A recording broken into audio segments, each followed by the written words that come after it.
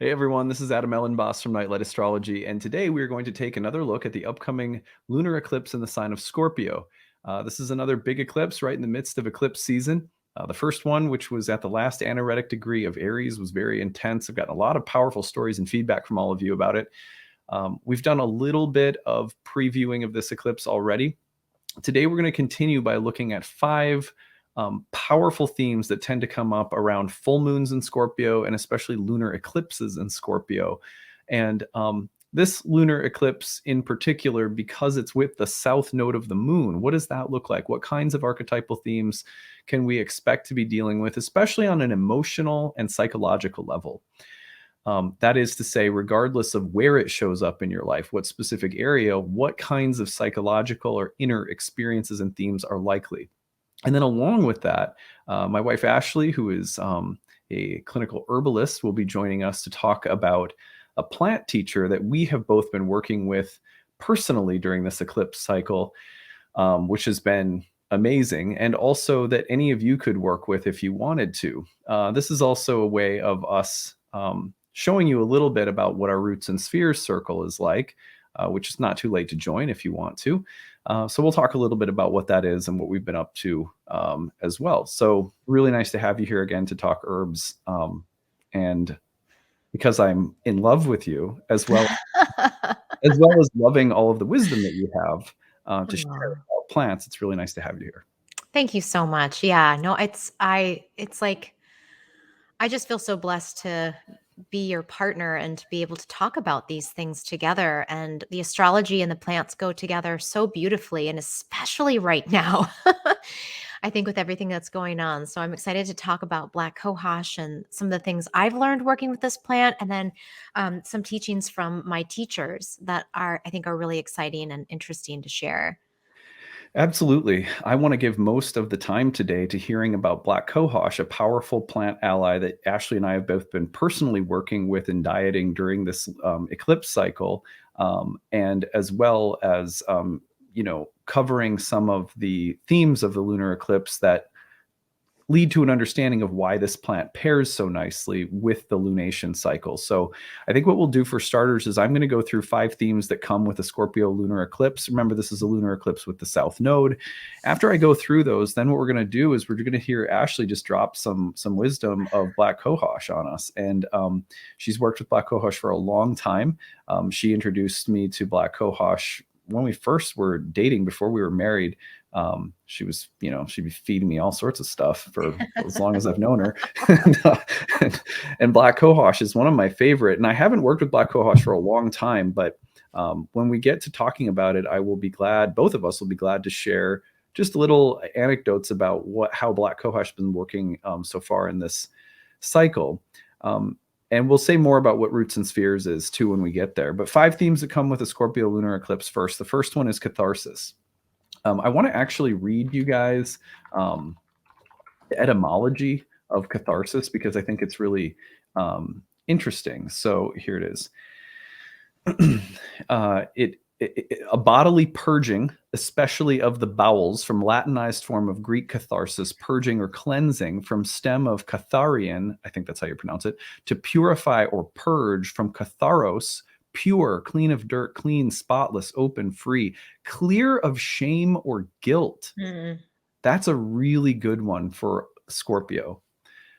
Because a lunar eclipse in Scorpio with the south node is like scraping the grime off the bottom of a bucket that exists somewhere in the soul's past, and there's a feeling of breakthrough. People often associate catharsis with like a big emotional breakthrough, but I think it's nice to get into those etymological roots. Roots, by the way, are something that black cohosh loves to get into, so we'll talk more about that too. But cleaning or cleansing things that are dirty, or maybe they aren't dirty, but maybe we think they're dirty, Mm. like as in shame, getting into the roots of things that are uncomfortable for us to live with, but learning how to accept them. That's also catharsis as much as cleaning off some literal blemish of something we've done wrong, or maybe a mistake that we made, or something that needs to be released because it's not serving us. Is as much as there is that, there's also with catharsis the idea that we're feeling guilty or ashamed of things, and we actually need to learn how to embrace them. That would also be cathartic.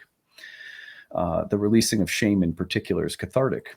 Number 2 is trauma and old patterns. This fits in a little bit in the same, it kind of comes along, dovetails nicely, I should say.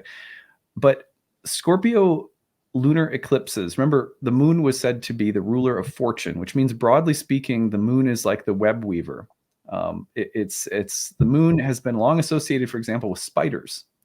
And with the moon being a planet whose latitude is always changing, and whose face is always changing, and who's always crisscrossing with the planetary aspects all over the place, that the ancients perceived the moon as the weaver of a web. And the web was the web of life, the story of life as it's unfolding all the time. But that also means when the moon hits its fall in Scorpio, that we go into the trauma of the story, the drama or the trauma. You know, Scorpios get accused sometimes of being dramatic, or that they love trauma or whatever. It's like, no, you know, you have to have some archetype that fits the part of the story where things get interesting, you know, things get spicy. So trauma and old patterns that are complex, chaotic, mysterious, difficult, painful, but life-giving somehow, that's the Scorpio trauma.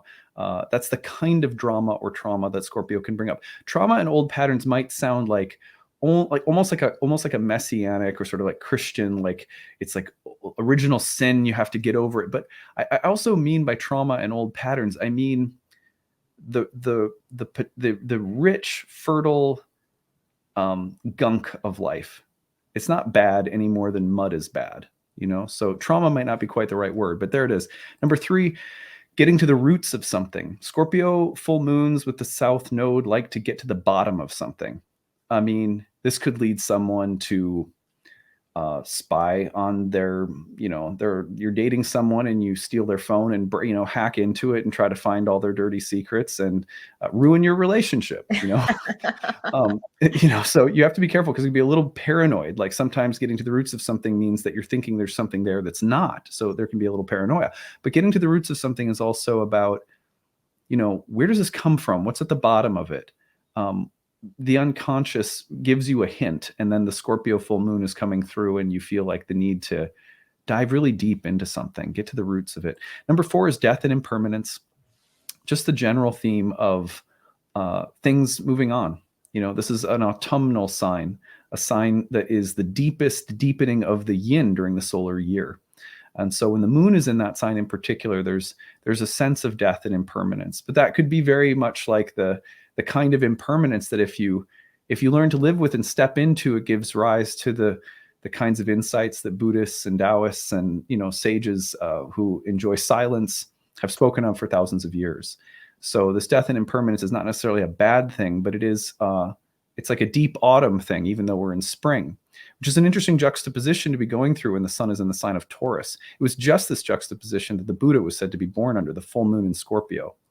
So this is there's a contrast between the permanence and stability and peaceful ease and like niceness of life, which Taurus often represents, and the inevitable, messy, difficult, impermanent, mysterious, chaotic parts.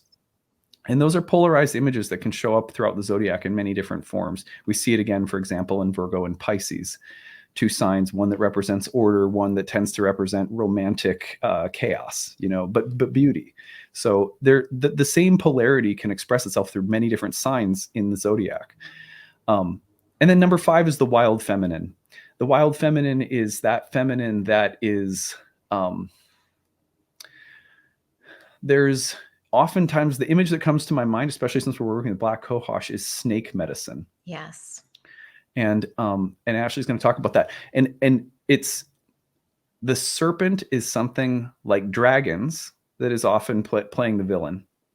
But in many cultures around the world, the snake, like the kundalini, is a life-giving energy, and the dragon is a sign of promise, a lot like a dove would be in the biblical story after the flood. Dragons are symbols of renewal. Snakes are symbols of renewal. So there's something about that wild feminine element of Scorpio that we really have to pay attention to. It can show up in men, women, any orientation, as the chaotic, destructive, but life-giving potential in anything. Mm. And getting close to that rather than polarizing with it is a challenge for Scorpio uh, lunation cycles. This lunation cycle has already featured that. So if you've been feeling any of these things already, that's because this is the blossom that the cycle has been already heading to. So just keep that in mind. Okay, well, those are the 5 themes, and I'm very happy to have Ashley here to talk about Black Cohosh and why we have been using Black Cohosh in our Roots and Spheres circle, which is a monthly circle that we host where we look at the astrology of the month and we diet a plant teacher. This started in January. It's not too late to join. Go to the website, click on the courses, and if you want to join, you still be glad to have you in the group. So our group has been working with Black Cohosh, and I thought this would be a good time to just give our audience, our broader audience, a little sense of what this group has been up to, what kind of work we've been doing, and why with Black Cohosh and these themes. So, Ashley, tell us about Black Cohosh and why this is a good plant for right now.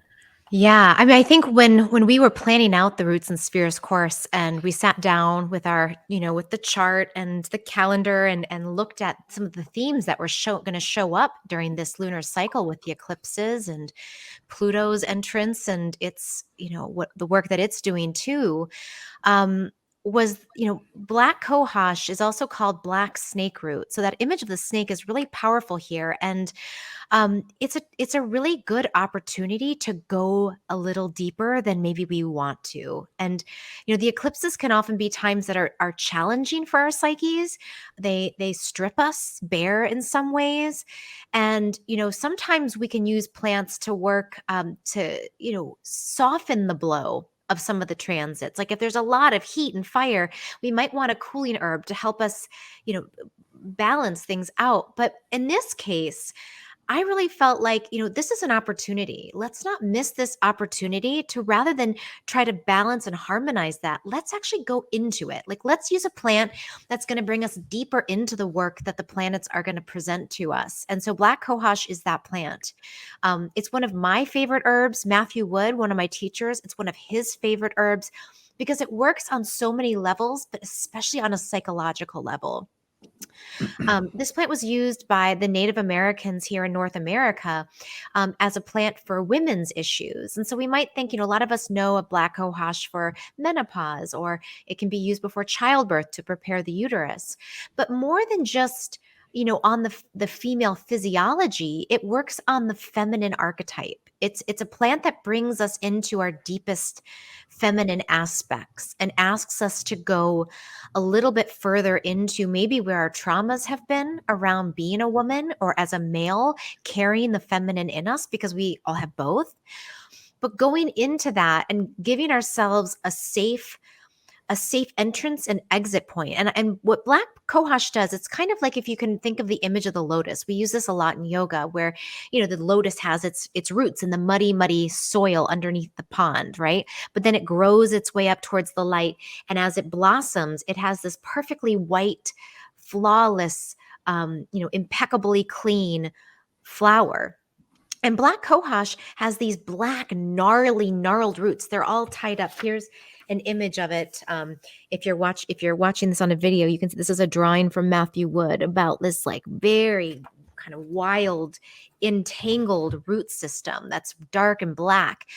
And it grows up and it creates these long, tender stalks that have these beautiful flowers that we're showing in this image here. These racemes that are very angelic-like. They're beautiful, and they're feathery, and they're way lighter than the heaviness found in the roots. And so part of what this medicine does is it untangles. It helps us go into the dark, untangle it, so that we can find the lightness and the levity and inspiration up above in some of the help us find our way through it into a new way of being. And if look at the contrast between the roots and the flowers, and that's the idea of the journey that black cohosh can take us on. I wanted to read this from Matthew Wood's book. He's an herbalist that's local to us. He's a dear friend of both Adam and mine. And this is from his book, Seven Herbs, Plants as Teacher. And he takes us through 7 plants through the journey of the Bible. And black cohosh is the 6th guidepost, and it's related to the story of Jacob. So I just want to read a little bit because I think it really speaks to this. And he quotes here, through contention all things are made manifest, and that was from Heraclitus the Dark. One of the great ironies of spiritual life is that we have to let go of everything we want, Abraham, but grab hold of everything we fear, Jacob.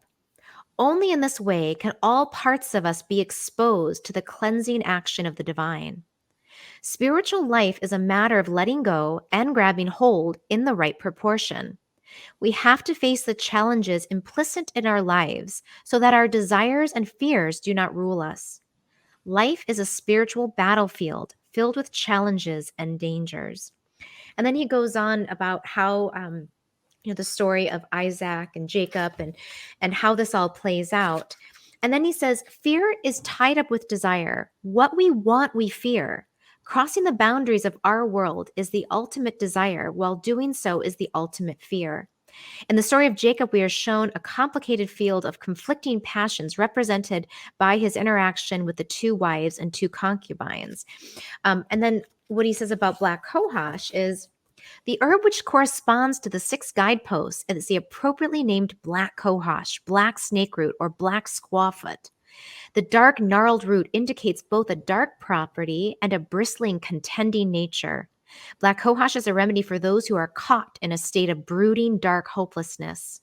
The patient is entangled in a web of coercive forces against which he fights, but he finds he ultimately cannot defeat. The foliage above ground and the rootlets below are tangled within themselves, indicating the sense of entrapment which overtakes the black cohosh person. And it talks about how, abusive patterns, cycles of trauma that are ancestral and old, very old patterns, this person finds themselves fighting against and contending with.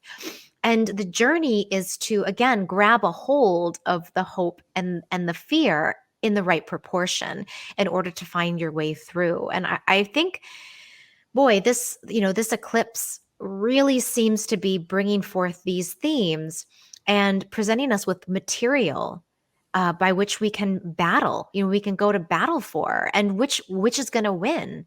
And it doesn't have to be an either or. It's really, I think, in this case, a both and. Yeah.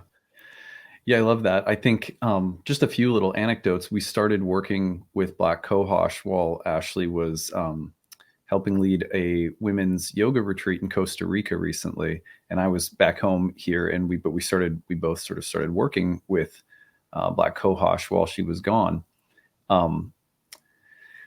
I would say, just putting it simply, I would say that the dreams that I had and the inner experiences that I went through during I had some challenging transits going on too, that those experiences gave me insight into just about every area of my life.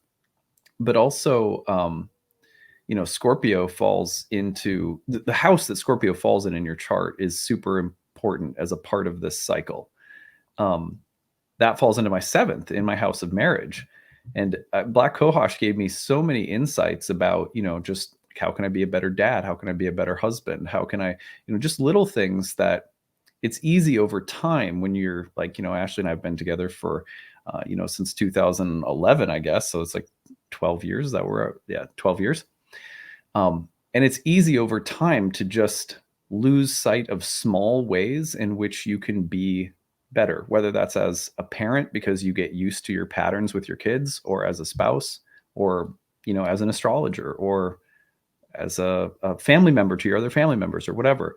And one of the things that was pretty profound was I had a series of dreams that were like ancestral, and these dreams showed me patterns both in family and marriage that like spread out through like a tapestry of people. And it felt like that gnarl, like the roots of like this, the roots that we're talking about with Black Cohosh, and the tangledness of all of it. And then just these very light, beautiful, sort of just crystal clear, simple realizations about small changes that I can make that over time will probably have a really big impact on me and on the people I love, on my family, my wife, my kids. That was really profound for me. I couldn't have appreciated that more. And this is I'm taking 3 drops on my tongue. It's like a drop dose of 3 drops per day before bed, with a Mhm. little prayer for black cohosh to enter the dream space. And it's been that's been my experience. It's been pretty profound. Yeah. Yeah. And it's interesting because in the Roots and Spheres course so far, one of the other benefits of Black Cohosh is that it helps with pain and muscle pain and rheumatic pain in the joints. Um, and it can help with, hormonal imbalances too. And so a lot of people have been saying not only are they finding some physical relief in their physical bodies, but that they're also being able, because some of those more physical things are being softened, that it's like in the softening of those discomforts, they're able to more safely and feel more safe to go inward. And I think that's really interesting about this plant is I feel like it's a very safe plant. People often think of it as scary, I mean, blacks, cohosh, like it's black snake root, right? And it can have this sort of ominous kind of feel to it. However, it's a very angelic plant. I mean, it's like the dark angel in some way.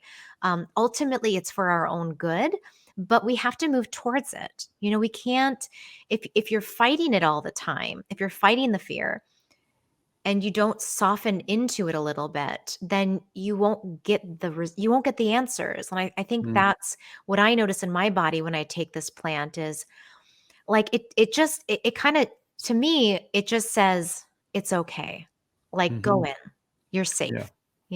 And then from that safety, the insights can really roll through. And this is a plant that's super helpful when we have the drama of a lunar eclipse coming through in Scorpio. All of the main things I talked about today, from the wild feminine, which black cohosh can also help people tap into, um, death and impermanence, getting to the roots of things, Mhm. catharsis. These are all things that I feel like black cohosh just it again, it's kind of like it's going to help you go into it, but not in the sense of it like being like, okay, let's get on a roller coaster. Yeah, It's yeah. not going to like intensify the drama as much as it is going to. To me, it feels like there's, oh, someone's giving me a flashlight while I'm going through the woods. Yes, like a torch. Yeah. Yeah. Absolutely. And that's like that image of that raceme, that tall stalk with the white. It's like, okay, carry this torch through the dark like I've got you. I'm here with you. And I think that that's such a great it's such a great medicine during dark times, and I think a lot of people I just keep hearing it again and again from people is like, I'm having a really hard time, you know? Yeah. And what a better ally to have is someone who says, I've been through the dark. I Yeah. know exactly what you're going through, and I'm here with some lightness, and I'm here to help you untangle it, and I'm here to help you heal from it. Hmm. And that's a gift of this plant. And it's interesting because Matthew talks about, in homeopathy, you have kind of particular kind of personality types. And so sort of the dark, moody, broody, kind of that scorpionic type, really seems to benefit even more. I mean, I'm not the dark, moody, broody type, but I'm still getting the part of me that is that is getting help, is getting support. But for those who really live in that world more often and are really struggling, it's like, I mean, it's a really powerful helper.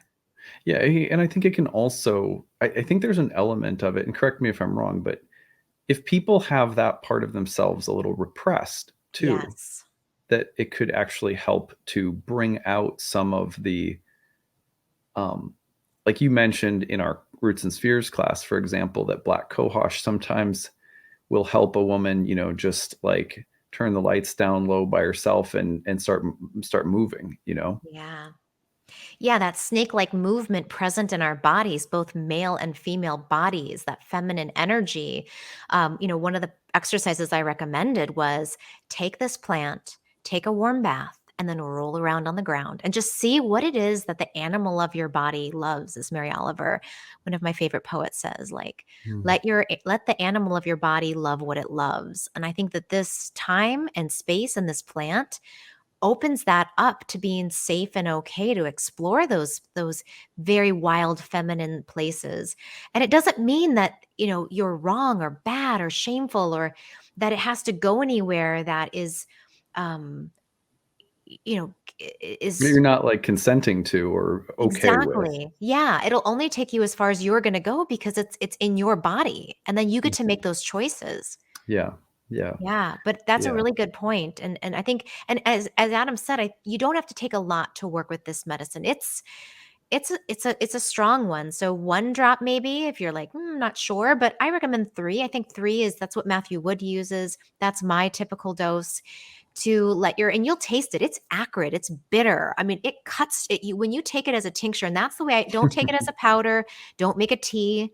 Take it as a tincture, which is an alcohol-based extract. And if you don't drink alcohol, or you know your lifestyle, or if you're in recovery, you can take the tincture, put it in some warm water to evaporate the alcohol, and drink it. But you need to taste it. You need to get that taste on your tongue to start to get everything to wake up and to start moving the energy. I agree. There's something about the way that the bitterness hits you that is also how this beautiful spirit is entering. Yeah. And So Matthew Wood that's says, he important. says it's like, or the way that I've seen it is, you know how when dogs wrestle and then they're done wrestling, they'll shake. Yeah.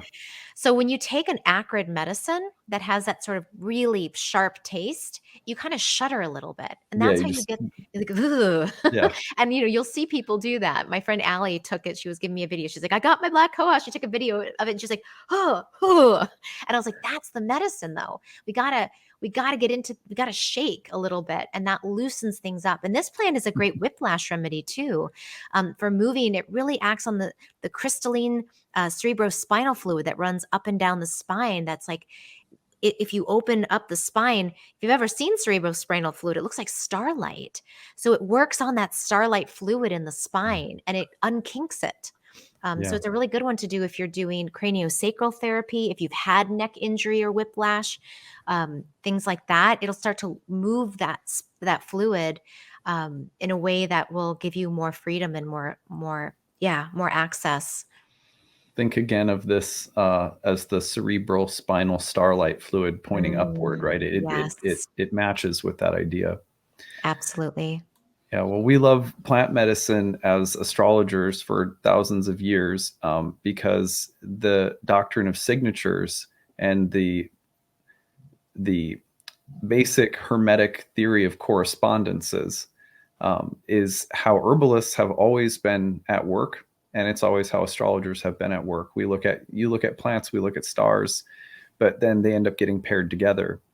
The earliest, I think it was on the island of Kos, that there was the first astrological school that we know of, and it was neighbor to an herbal school.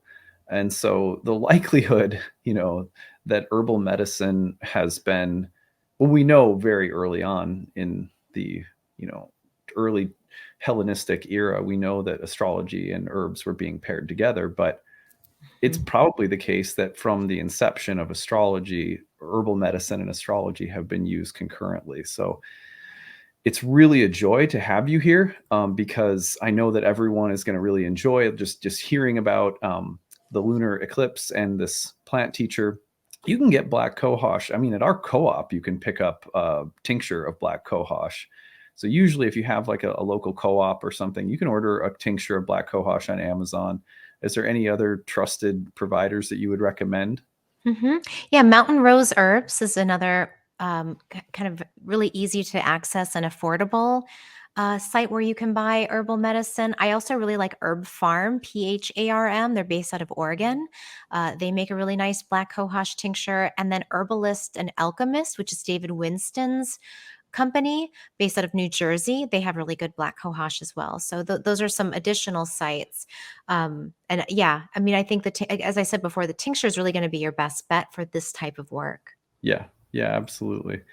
Um, well, it has been awesome to have you here to talk about black cohosh. We hope that everybody listening to this, if you are wanting to work a little bit more intentionally and deeply with this eclipse and want to, try black cohosh, the last thing that I want to ask Ashley is if there are any, contraindications or things that people should be aware of, people who shouldn't take black cohosh.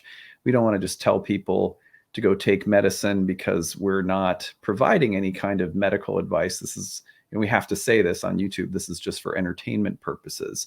Mhm. But that being said, just to be safe, because we're just trying to give people information here, what, you know, should people who are pregnant take this? Should, and also we're talking about 3 drops on your tongue as Yeah, something that is yeah. very, very, very minor. So although very few people are going to be affected by it, what should people know to be careful about? Yeah, it's a great question. And yeah, I mean, really to get like a therapeutic dose to push estrogen levels or to create larger therapeutic actions, you would need more like a teaspoonful of the herb regularly. To affect one menstrual cycle, you'd have to take it for 2 months. So here Yeah. we're really talking about just a very small dose, and for a short period of time, really for the next maybe 3 weeks. So, so It's a spiritual dose, you could it's a call it, like a, spiritual yeah, yeah. energetic dose and not a therapeutic dose.